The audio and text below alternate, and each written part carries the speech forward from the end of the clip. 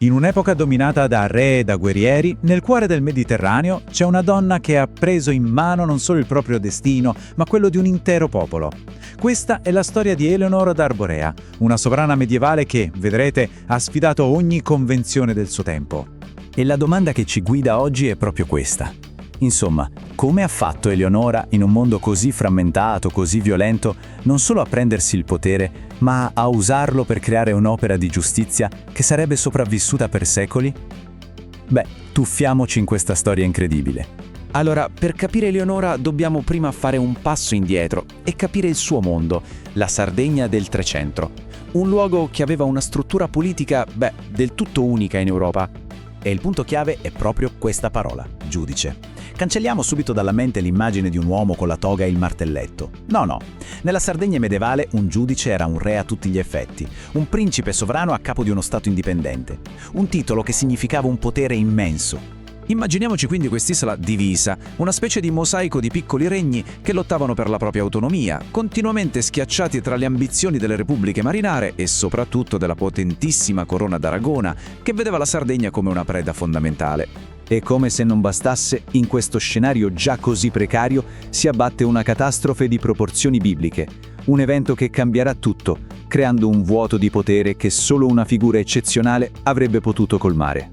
Il 1348, questa è la data che fa da spartiacque. La morte nera arriva sull'isola e come un'onda inarrestabile travolge ogni cosa e non fa distinzioni tra contadini e potenti, ve lo assicuro. L'impatto però fu sistemico, andò ben oltre la tragedia umana. Pensiamoci un attimo, 6 vescovi morti in un solo anno. Scompaiono capitani, notai, cancellieri. Praticamente l'intera macchina burocratica che teneva insieme i giudicati si disintegra, lasciando solo un vuoto di potere.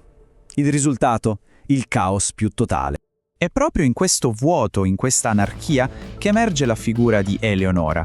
E la sua ascesa al potere non è per niente pacifica. Anzi, inizia con un atto di sangue. Siamo nel 1383. Suo fratello, il giudice Ogone III, viene assassinato. E non da solo, viene uccisa anche sua figlia, l'erede diretta. Un'esecuzione spietata che aveva un obiettivo chiarissimo: spezzare la linea di successione. A questo punto il giudicato d'Arborea è senza un sovrano. È il momento più pericoloso, quello in cui tutto potrebbe crollare o finire direttamente nelle mani degli aragonesi. Ma Eleonora, che in quel momento si trovava a Genova, non esita un secondo. Torna in Sardegna e fa un atto a dir poco rivoluzionario. Si fa proclamare giudicessa. E qui si vede tutta la sua intelligenza politica. Sapeva benissimo che essere la moglie di un nobile genovese, Brancaleone Doria, poteva essere una debolezza. Poteva farla apparire come una straniera, proprio in una terra che lottava per non essere dominata dagli stranieri. E allora cosa fa? Invece di presentarsi come la moglie di un uomo potente, rivendica il suo sangue.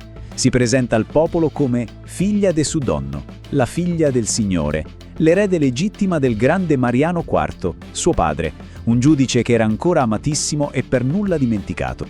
Una volta consolidato il potere, Eleonora non si limita a governare, a gestire l'ordinario. No, fa qualcosa di molto più grande. Dà al suo regno una legge scritta, un codice che diventerà il suo lascito più importante per la storia. Sentite queste parole scritte in sardo antico che aprono il suo codice. Per preservare la giustizia del popolo della nostra terra e del regno d'Arborea. Attenzione, non si tratta di imporre la volontà di un sovrano, ma di codificare la giustizia per il popolo. Un concetto incredibilmente moderno. Diamo un'occhiata a questa tabella, perché è illuminante. La Carta de Logu offriva una protezione senza precedenti alle donne vittime di violenza. Certo, era una giustizia legata alla società del tempo. La pena cambiava a seconda dello status della vittima e una prostituta, per esempio, non aveva tutele.